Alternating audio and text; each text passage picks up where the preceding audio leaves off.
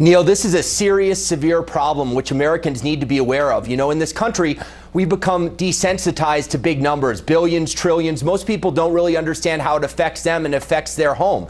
As these figures that you cite point out, threatens every single American household with a mountain of debt, $45,000 up to $75,000 over the next 10 years. These are real numbers. In Europe, we've seen our counterparts in Greece and in Italy and Spain. They've only reacted to this problem after there's been a catastrophe, after there have been riots in the streets, after there have been defaults. We should be better than that as Americans. We have to be better than that as Americans, and we need to take the steps to proactively address this problem and not be complacent about it. Domestically and internationally, interest rates are being kept artificially low by the actions of the Federal Reserve and by the actions of the European Monetary Union. At some point, there's going to be massive bloodletting. We're going to be headed, in my opinion, to a period of hyperinflation. Everything is going to be more expensive. We're not going to have the economic growth. We're not going to have the job growth that we need to have. And we're going to have very tough times ahead if we don't wake up to this problem. And we've been warning and worrying about that out loud here too, Treasurer. But, you know, I'm wondering if the first signs are appearing earlier than we thought. All these cities and states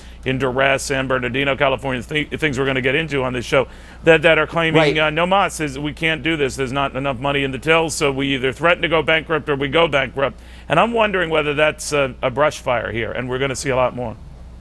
I think it could be a brush fire. I think the scary thing about the statistics you cite, Neil, is that they don't even touch on the state problems that we're facing with entitlements, out-of-control health care entitlements as a result of the federal health care mandate. They don't even touch retirement entitlements as part of a defined benefit guaranteed public pension system, which could be trillions more in debt, which ultimately impairs our national security in this country. And average Americans need to stand up and say enough is enough. We have got to get on reforms. We have to stop the out-of-control spending. And if you're just spending, Neil, on an out-of-control train without commensurate entitlement reform, you're throwing money down a black hole. Treasurer, that is very well spoken. Thank you, sir. Very good having you.